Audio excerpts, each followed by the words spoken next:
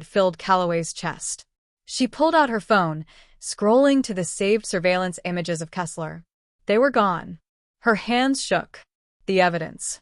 The files. Every piece of proof she had gathered on Silent Storm erased. The only thing left was a final, chilling text. "We told you. You only opened the first door." A city still in darkness. The FBI took over, sweeping the remains of the underground chamber. But they found nothing, no bodies, no captives, no trace of Kessler. As if everything had been erased overnight. The Silent Storm had simply disappeared. But Calloway knew better. This wasn't the end. This was only the beginning.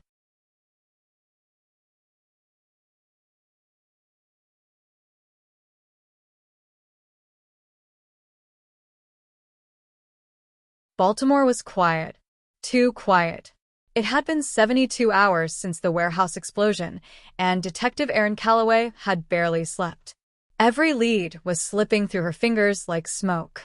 The Silent Storm was erasing itself from existence, leaving behind only the question, how deep did this go? Her phone buzzed. Another unknown number. "You missed it." The attic. Calloway's heart slammed against her ribs. The last message had said basement, but there had been no basement. Now, an attic?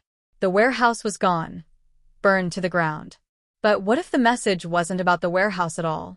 Her fingers flew across the keyboard, searching property records, zoning blueprints, anything.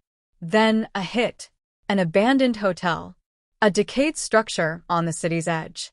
Owned by Kessler Enterprises. She grabbed her gear and called it in. But something told her she had to go alone. The forgotten hotel. The building loomed in the night like a skeletal corpse, its windows dark, its rooftop shrouded in fog. The moment she stepped inside, the air turned heavy, thick with the scent of mold, and something else, something rotten. A flicker of movement, just a shadow. Calloway tightened her grip on her gun. The silence was unnatural, pressing against her ears like a weight. Then, from the end of the hallway, a single, dim light. She approached, every step careful. The door creaked open, revealing a narrow staircase leading upward. The attic. The messages had led her here. But why? The air grew colder as she climbed. Then, a whisper. Soft. Barely audible. But it wasn't coming from a person. It was coming from a tape recorder, placed on a wooden chair in the center of the attic. She pressed play. Static. Then a voice. "We told you. You only opened the first door." Then another voice. A man's voice. Desperate. Screaming. "Please. Stop. No more. Don't let it in." Then silence. A cold shiver ran down her spine. She turned, and that's when she saw it. The walls. Lined with faces. Photographs of the missing victims, all staring, all with their mouths sewn shut. And below them, a name, scrawled over and over again. Kessler. Then the sound of footsteps. The nightmare beneath. She spun around, gun raised. But the attic was empty. Then she saw it, the trapdoor in the floor. This was what they meant by basement. She pried it open, revealing a metal ladder descending into blackness. A hidden level, buried beneath the hotel. As she climbed down, the air grew colder, the walls damp. The smell of decay thickened. Then her boot touched solid ground. A long corridor stretched ahead, lined with doors. Scratched into the wood of each one was a number. She opened the first door and immediately wished she hadn't. Inside, a woman stood in the darkness, her body thin, her arms shaking. Her eyes were wide, bloodshot. Her lips moved, but no sound came. Then Calloway saw the stitches. The last 24 hours. Calloway met with forensic specialist, Dr. Evelyn Graves, at the precinct. Graves had analyzed the blood samples from the warehouse remains before they mysteriously vanished from the lab records. They weren't just victims, Graves said, voice shaking. Their DNA was changed. Calloway's stomach dropped. Changed how? Graves hesitated. Their genetic structure had modifications, like something engineered. Calloway's mind reeled. The stitched-mouthed woman, the vanishing buildings, the impossible corridor beneath the hotel. This wasn't just a crime syndicate. This was something else. That night, she parked outside Kessler Enterprises. If Silent Storm had an origin, it had to be there. She adjusted her earpiece, checked her gun, and broke into the facility. The experiment that never ended. The halls of Kessler Enterprises were eerily silent, the hum of fluorescent lights buzzing overhead. She moved swiftly, slipping past security cameras, heading toward the restricted research wing. Then, footsteps. Coming fast. She ducked into an office, pressing against the wall as two figures passed. Their heads twitched unnaturally, as if something inside them was trying to break free. A chill ran down her spine. They weren't security. She moved deeper, finding a locked room labeled Project Echo. With a click of her stolen keycard, she slipped inside and found a row of tanks. Each one held a floating figure. Some were barely human, their features warped, their eyes empty voids. Others looked perfectly normal until they opened their mouths. Every single one of them had their lips stitched shut. Her heart pounded as she scanned the files strewn across a nearby desk. A single name appeared over and over again. Kessler Protocol, the evolution of silence. A noise behind her. She spun, gun raised. A man stood in the doorway. Not just any man. Kessler. The final warning.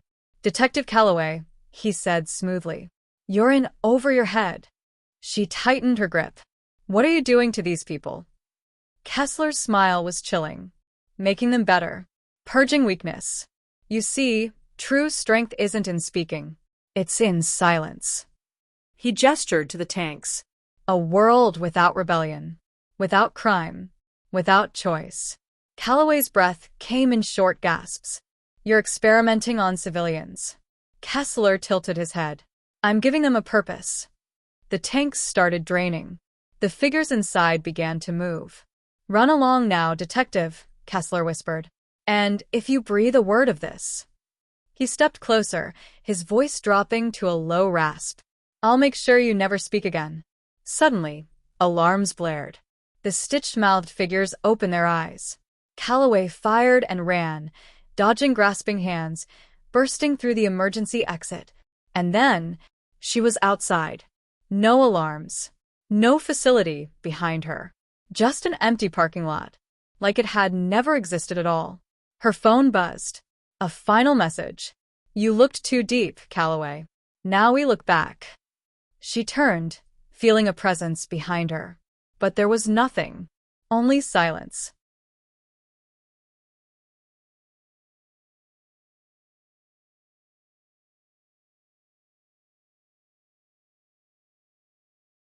Vanished, but not forgotten. Detective Erin Calloway sat in her car, gripping the wheel so tightly her knuckles turned white. The empty parking lot where Kessler Enterprises had once stood loomed before her. No building, no signs of destruction, just nothing. Her phone buzzed again. A new message. Don't run, Calloway. You know it's already too late. She looked up. Across the street, a figure stood under the flickering glow of a street lamp. It was her, the stitched-mouthed woman. Calloway flung the door open, racing toward the figure, but with each step, the woman seemed to dissolve into the darkness. By the time Calloway reached the spot, she was gone. A whisper echoed behind her. They never left. The silent ones are watching. Back at the precinct, Calloway pored over old case files, hoping to find something, anything, that proved she wasn't losing her mind. Then she found it. A cold case from 1989. Dozens of people vanished without a trace, last seen near an underground research facility. Another from 1995. A man reported seeing stitched-mouthed figures before disappearing himself. And a 2013 case. A woman named Eleanor Kessler claimed her father was conducting experiments to create a new kind of human. She was dismissed as mentally unstable. Except Eleanor Kessler was the stitched-mouthed woman. Her stomach twisted as she read the final note on the file. Case closed. All evidence missing. A knock at the door. Calloway's heart slammed against her ribs. She reached for her gun and called out, Who's there? Silence. Then, the lights cut out. A metallic voice rasped from the shadows. Detective, we need you. Trapped in the dark. Calloway's breath came in quick bursts. She turned on her flashlight, the beam flickering in the darkness. She wasn't alone. Shadows shifted at the edges of the room. Then came the whisper. He's waiting. The flashlight flickered, revealing something just inches away. A figure stood unmoving. The stitches on its lips were gone. It opened its mouth wide and screamed. The glass window shattered. Calloway stumbled back as a dozen figures emerged from the darkness. She fired. Nothing hit. They weren't real. Or worse, they were more than real. One of them reached for her, its skin too smooth, too perfect. It gripped her wrist. Calloway felt something cold seep into her veins. Then, a voice from the intercom. Enough. The figures stopped. A screen flickered to life across the room. And there he was. Kessler. The truth beneath the city. Kessler's face was calm, his eyes empty. You were never meant to find this, detective. Calloway struggled against the grip of the silent figures, but her body felt like ice. What are they? She whispered. Kessler smiled. The future. The screen showed a live feed from beneath the city. Rows and rows of pods, each one containing a person. Kessler's voice dripped with satisfaction. Baltimore is only the beginning. Calloway's vision blurred. The coldness in her veins spread deeper. Her heartbeat slowed. Kessler leaned closer to the camera. You should have left this alone. Then, darkness. Awakening in the abyss. Calloway's body jerked violently as she regained consciousness. The air was damp, heavy with an eerie hum. She wasn't in the precinct anymore. Dim, flickering lights buzzed above her. She tried to move. Her limbs were strapped to a cold, metallic chair. A faint beeping noise pulsed in the background, in sync with her slowing heartbeat. A soft hiss. A door slid open. Footsteps. Kessler's voice was smooth, methodical. You were warned, detective. Calloway's head lolled to the side. Through hazy vision, she saw him standing there, a syringe glinting in his hand. They say the body can survive for minutes, without a soul, Kessler mused, tapping the needle. Shall we test the theory? Her breathing quickened. The figures, the stitched-mouthed ones, stood silently behind him, watching, waiting. Then, a power surge. The lights flickered and died. An alarm blared. A whisper in the dark. Run. The hunt begins. The restraints snapped open. Calloway tumbled to the floor, lungs heaving. The alarm lights cast eerie red flashes across the walls. Footsteps pounded in the distance, guards searching for her.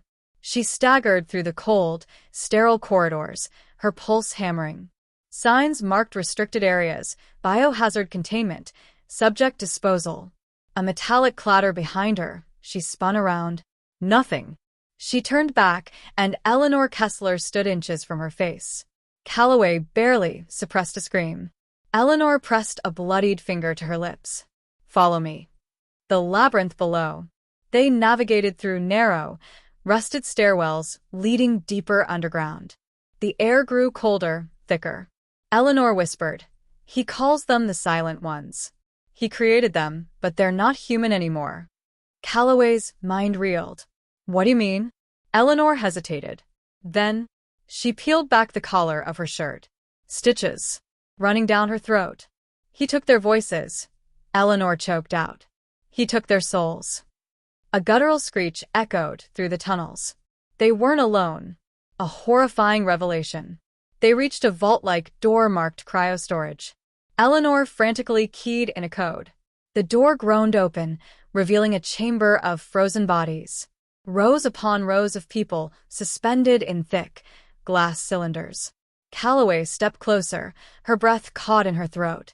One of the frozen faces was her own. The realization slammed into her like a freight train. How is this possible? She touched the glass. The body inside twitched. A raspy voice from the shadows. Now do you see? Kessler emerged from the darkness, grinning.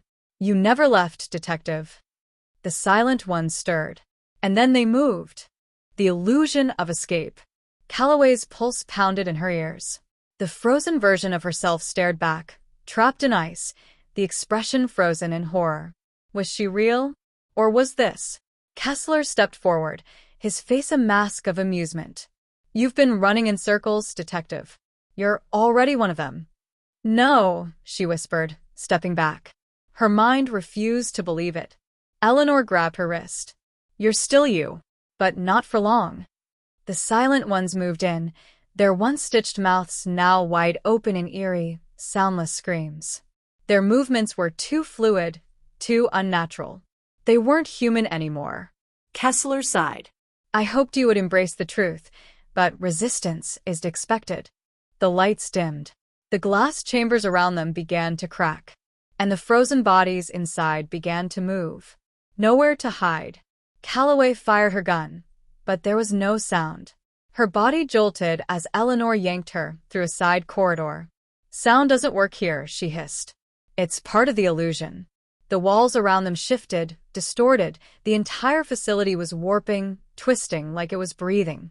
Calloway's vision blurred, her limbs feeling heavier. Stay awake. She bit down on her tongue, tasting blood. Ahead, a massive iron door stood slightly ajar. The words Project Echo were etched onto its surface. Eleanor's face turned pale. This is where it started. A whisper drifted through the corridor. Come inside, Calloway. Project Echo, the horror unleashed. The room beyond was lined with massive, cylindrical tanks, some empty, Some not. figures floated inside, distorted, half-formed copies of people she knew. A control panel flickered to life, showing her own vitals.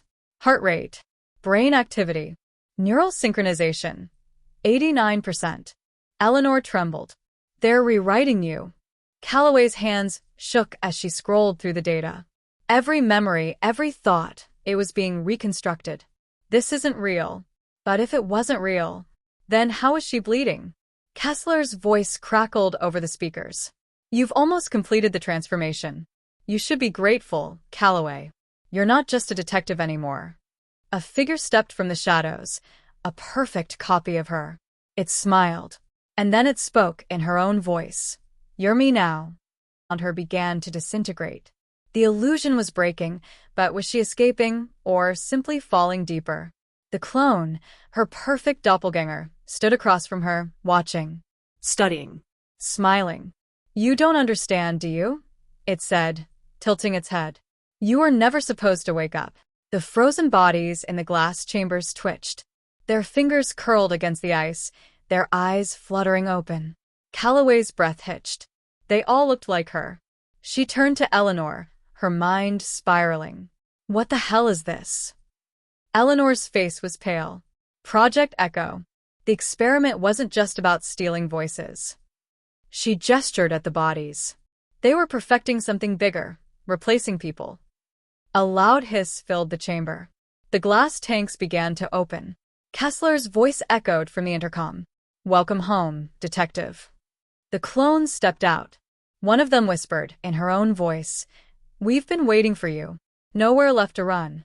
Calloway fired her gun. The bullet hit nothing. The clone lunged. She dodged, barely, her heartbeat hammering in her chest. Eleanor grabbed her wrist, pulling her through the maze of awakening clones. They'll consume your mind, Eleanor gasped. Overwrite you. That's what they did to me. Calloway's blood ran cold. Eleanor was a clone too. No, she whispered. But Eleanor simply smiled. A sad, knowing smile. You're one of us, Calloway. The room shifted. Her memories flickered. Her childhood, the academy, her first case, all of it fracturing. As if someone had been rewriting her story all along. None of it was real. The clones closed in. Calloway's vision darkened. The last thing she heard before the world collapsed into nothingness was her own voice, laughing. Undercover Betrayal, The Silent Storm Operation, Part 8. The Descent into Madness. Calloway's scream was swallowed by the shifting air. The walls collapsed around her, melting into an endless void. The clone, her other self, smiled as if savoring the moment. You can't run from this, it whispered in her voice.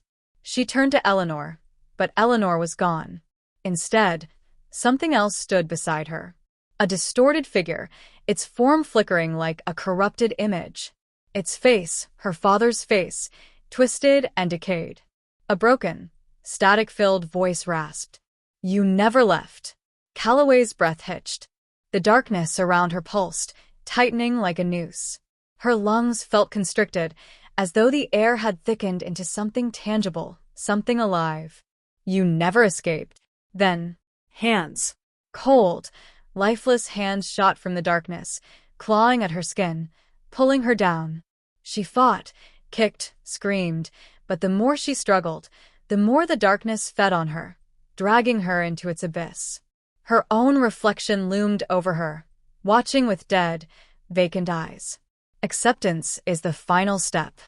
Then it opened its mouth too wide, too unnatural, and it screamed. The awakening or another illusion. Calloway's eyes snapped open. She was in the precinct, back at her desk. Fluorescent lights buzzed overhead. The stale scent of coffee and paper filled the air. Her fingers trembled as she reached for a file. The silent storm case. It was just a nightmare. She exhaled, running a hand through her hair. Then, a cold whisper in her ear. "You never left." She turned sharply. The precinct was empty.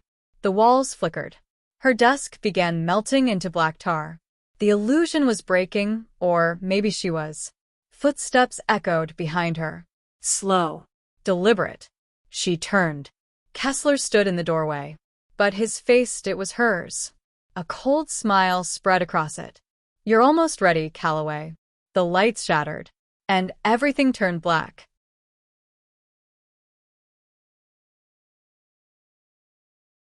Savoring the moment. "You can't run from this," it whispered in her voice. She turned to Eleanor, but Eleanor was gone. Instead, something else stood beside her. A distorted figure, its form flickering like a corrupted image. Its face, her father's face, twisted and decayed.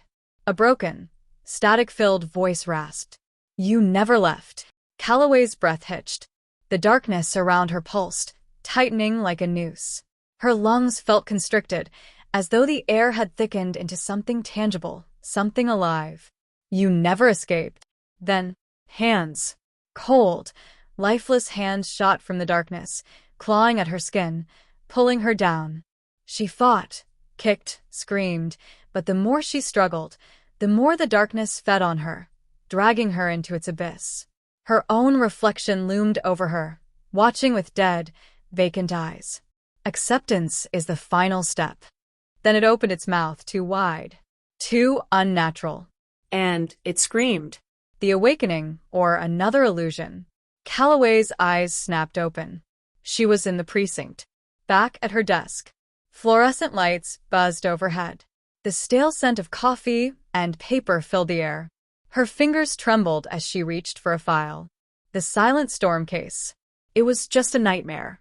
She exhaled, running a hand through her hair. Then, a cold whisper in her ear. "You never left." She turned sharply. The precinct was empty. The walls flickered. Her desk began melting into black tar. The illusion was breaking, or maybe she was. Footsteps echoed behind her. Slow. Deliberate. She turned. Kessler stood in the doorway. But his face, it was hers. A cold smile spread across it. "You're almost ready, Calloway." The lights shattered, and everything turned black. The other side. Calloway gasped for air as she jolted awake. But she wasn't in the precinct anymore. She was in a white, sterile room. No doors. No windows. Just an infinite abyss of blinding light stretching in all directions. A voice echoed, her own. "You're almost ready." Her breath quickened. She turned, expecting to see Kessler. But there was only herself, an exact copy, standing in front of her unblinking. It spoke in a chilling monotone. "The final phase begins now." The walls trembled. The white abyss cracked. Reality shattered. Calloway fell, plunging into darkness, her own laughter ringing in her ears. And then, she opened her eyes. Back at her desk, the precinct was normal. Eleanor walked in, holding a coffee. Rough night. Calloway's hands trembled. Had it all been a dream? Or was this the dream? A file sat on her desk, stamped in red ink. Project Echo, final phase approved. Her phone buzzed. A message from Kessler. Welcome back, Calloway. Let's begin. The final twist. Calloway stared at the file, her mind racing. Her pulse pounded in her ears. Then, her reflection on the computer screen blinked. She hadn't moved. Her breath hitched. She touched her face. The reflection smiled and whispered, "You are the last one." The screen cracked.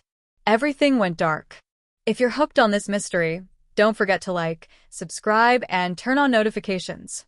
Because in the world of true unseen crime, nothing is ever as it seems. Until next time, stay vigilant.